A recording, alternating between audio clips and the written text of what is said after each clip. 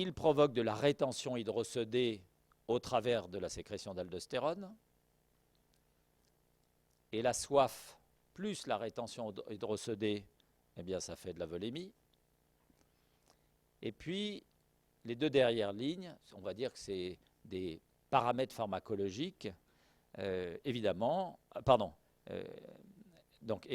au travers de la sécrétion d'aldostérone, et le tout dernier item, on peut dire que c'est juste un paramètre pharmacologique, la sécrétion de rénine augmente.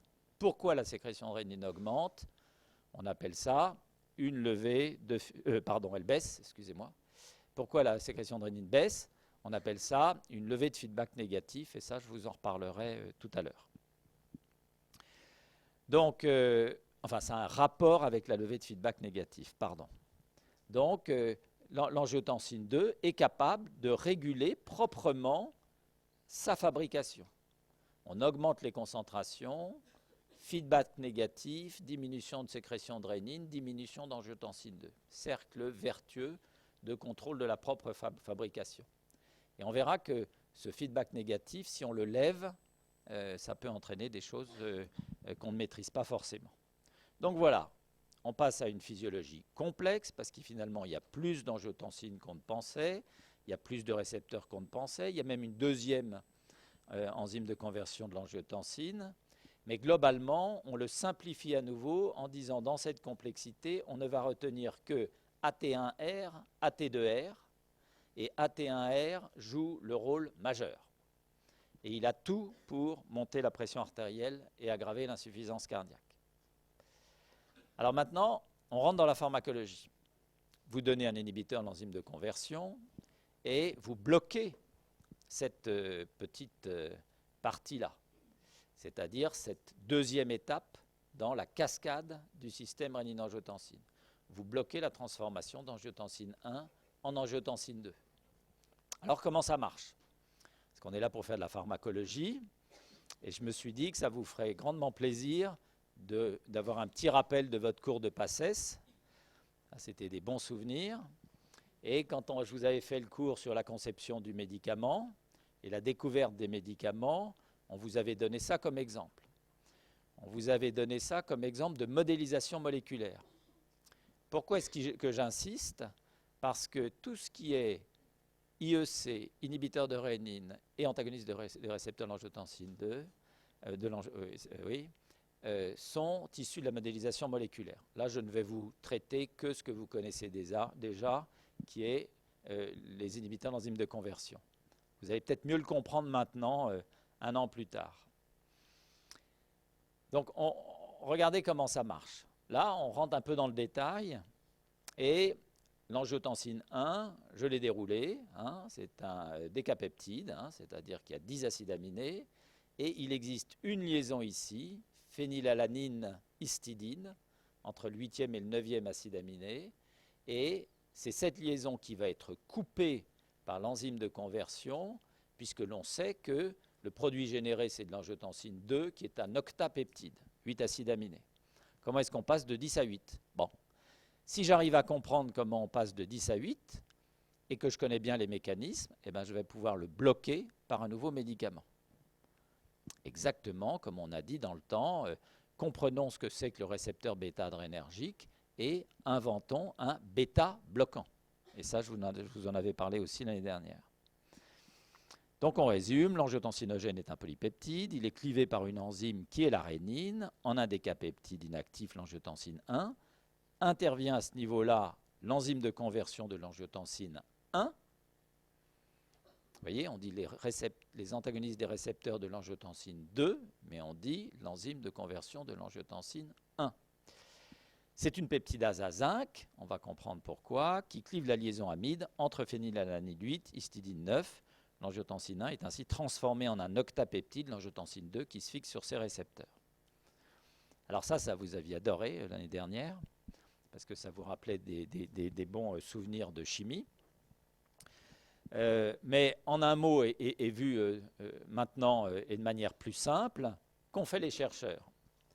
Eh bien, ils avaient déjà travaillé sur un venin de vipère qu'on appelle le téprotide, un petit peptide qui est issu du venin de vipère et qui était capable de bloquer.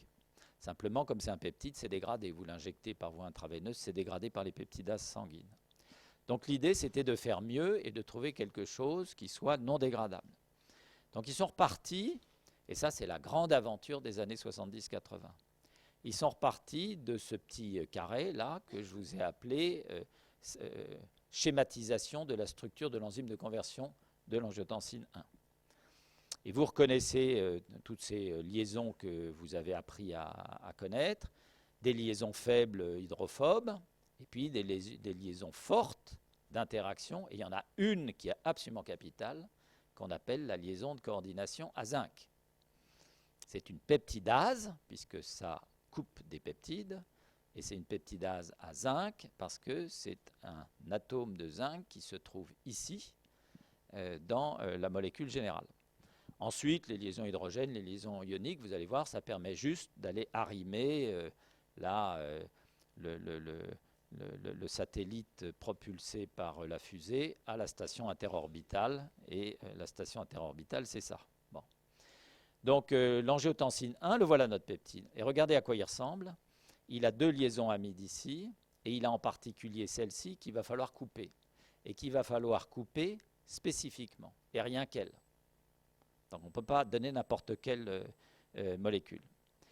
Donc, pour résumer une histoire longue, je vous ai écrit ici, on a bien compris ce que c'était que le mécanisme de cette réaction d'hydrolyse, le rôle du zinc. On a bien compris les interactions enzymes-ligands au niveau du site d'hydrolyse. Et on a bien compris surtout la géométrie du site actif, parce qu'il faut aller tenir l'extrémité de la molécule par toutes ces liaisons-là, une autre partie de la molécule par ces liaisons-là, pour apporter cette liaison amide juste en face du site zinc, et rien d'autre. Et là, on est sûr qu'on coupe bien. Voilà. Et bien, tout ce travail-là, c'est ce qu'on appelle de la modélisation moléculaire. Modélisation moléculaire, c'est une représentation graphique, je vous l'ai mis en bas, cette petite définition, de la géométrie d'une molécule et des interactions avec sa cible biologique qui impliquent l'utilisation de méthodes de calcul théoriques.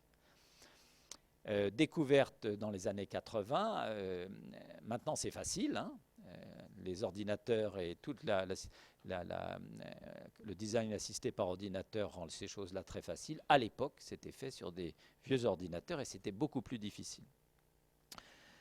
Et puis pour terminer juste cette petite parenthèse, on a commencé par donner des dérivés de la proline, parce que dans le T-protide, il y avait une proline, qu'on a substitué. Vous retrouvez ici des liaisons amides. On a essayé de faire ressembler ça à de l'angiotensine 1. Et puis, on a substitué ce... Alors d'ailleurs, on a calculé quel était le pouvoir d'inhibition. 330 micromoles, ce n'est pas terrible. Donc on a amélioré en changeant un radical méthyle ici pour renforcer avec la liaison hydrophobe. Vous voyez qu'on améliore la puissance de 10 fois ou 15 fois. Alors ce n'est pas tout à fait la puissance, c'est la sélectivité. Et puis là, surtout, en greffant un radical soufré, on est remarquablement efficace, puisque regardez, on passe à 0,20 micromol. Et puis quand on combine les deux, on aboutit à cette molécule-là, qui est redoutablement efficace, 23 nanomolaires de CI50, et ça, là, on tient vraiment un médicament. Et c'est un médicament qui ne se dégrade pas, puisque ça n'est pas un peptide. Et ça s'appelle le captopril, AMM 1982, recherche dans les années 70. Donc c'est le chef de file des IEC, et je pense que c'est le premier des 11 molécules, mais au tout début des années 80, ça a été une extraordinaire révolution dans le traitement de l'hypertension et de l'insuffisance cardiaque. Alors maintenant, si vous comparez la molécule de captopril et la molécule d'angiotensine 1, vous voyez qu'elles se ressemblent beaucoup et qu'elles ont les mêmes liaisons faibles et liaisons fortes, et puis surtout une forte sélection pour le zinc ici. Donc on va bloquer cette enzyme, et on va la bloquer le plus longtemps possible. Et après, les différences entre molécules vont simplement dépendre de la puissance du blocage et de la durée du blocage. Voilà, petit rappel de passesse pour ceux qui sont nostalgiques de cette période. Alors, Il y en a 11, je ne vais pas vous détailler les 11. Dans quantité de poly, vous voyez tous les 11, je pense que ça n'a aucun intérêt pour vous. Le seul intérêt pour vous, c'est de comprendre que très très vite, et c'est toujours comme ça, on améliore les caractéristiques pharmacocinétiques et pharmacodynamiques des molécules. Et donc en général, juste en comparant les 3 premières, vous avez une bonne idée. Donc les 3 premiers IEC commercialisés, c'est cela: captopril, enalapril, lisinopril. Je ne vous donne que les DCI. À l'examen, on vous dit, vous citez ce que vous voulez, les noms commerciaux ou les DCI, mais comme vous êtes plutôt la génération des génériques, il vaut mieux retenir les dénominations communes internationales. Donc qu'est-ce que c'est que le captopril? Captopril, c'est une molécule qui a une bonne biodisponibilité. Souvenez-vous, c'est le pourcentage de la forme intacte qu'on retrouve dans l'organisme. En revanche, vous voyez que la demi-vie d'élimination est très courte. Et sa durée d'action en rapport, 6-12 heures. Ça veut dire qu'il faut donner les médicaments plutôt 2 fois par jour, voire 3 fois. Ce n'est pas très bien quand on donne un traitement à vie, comme le traitement antihypertenseur, et qu'on compte beaucoup sur ce qu'on appelle l'adhérence, c'est-à-dire la bonne discipline du patient qui va prendre régulièrement ses médicaments. Donc très très vite, Merck a développé l'enalapril. Alors c'est une prodrogue, ça n'a pas une importance majeure, mais enfin ça a été quand même un changement pharmacocinétique, et cette prodrogue doit être hydrolysée en un sel, qui est l'enalaprilate, et c'est le sel qui est actif. Bref, parce qu'on ne peut pas donner le médicament actif d'emblée. La biodisponibilité n'est pas mauvaise, 60%, mais surtout là, on a fait un gros progrès, 11 heures. 11 heures de demi-vie, c'est bien ça, parce qu'un médicament par jour, un comprimé par jour suffit. Et vous voyez que la durée d'action est de 24 heures. Ce n'est pas tellement la durée d'action, elle est assez difficile à définir. Il faut dire quoi?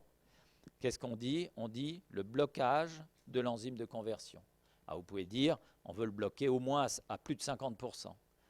Et puis ce qui est intéressant parfois, c'est le blocage résiduel. Qu'est-ce qui reste? Au bout de 24 heures, j'ai encore bloqué 70% de l'activité de l'enzyme. Voilà. Il y a un médicament qui s'appelle le Trandolapril, qui à 24 heures bloque encore 100% de l'activité de l'enzyme. Donc tout ça, ce sont les progrès. Donc j'ouvre une petite parenthèse. Il existe un discours des médias, de la radio, de la télé. Vous savez, ces endroits où ce sont ceux qui ne connaissent rien qui parlent. Et puis il y a d'autres endroits, comme l'université, où ce sont plutôt ceux qui connaissent qui parlent. Ce n'est pas les mêmes endroits. Et puis, dans les endroits comme la télé, la radio, etc., ceux qui connaissent, on ne les laisse pas parler. Mais ceux qui ne connaissent pas, alors là, ils parlent pendant des heures. Donc, je termine ma petite parenthèse. Mais ces gens-là vont vous dire, mais attendez, il suffit de 1 ou 2 médicaments, on n'a pas besoin des énièmes générations. Ben, ce n'est pas tout à fait vrai. Parce que les énièmes générations apportent des propriétés pharmacocinétiques ou pharmacodynamiques améliorées. Après, ça ne se traduit pas forcément en moins d'événements indésirables, moins d'événements cardiovasculaires, c'est-à-dire une meilleure prévention. Parce qu'il faudrait faire beaucoup d'essais et que c'est très difficile à mettre en évidence. Mais sur le papier et dans les études de pharmacologie, pharmacodynamie, pharmacocinétique, il y a une amélioration. Donc vous voyez, déjà, ça, on commence à avoir un médicament qui est plutôt bien. Et puis le lisinopril, alors lui n'est pas une prodrogue, sa biodisponibilité par contre n'est pas bonne, 25%, mais ce n'est pas très grave, il suffit d'augmenter les doses. Mais parfois, plus la biodisponibilité est faible, plus il y a de variabilité. Et donc certains patients, surtout avec pas beaucoup de médicaments dans le sang circulant. Donc ça peut être une pénalité. La demi-vie d'élimination était les plus élevées et le blocage résiduel est plus élevé. Donc vous voyez que ces 2 médicaments-là, 2e et 3e génération, ont vraiment apporté un progrès. Et ça, je vous le montrerai avec pas mal d'autres exemples. Alors on continue et on passe dans ce qu'on appelle la pharmacodynamie.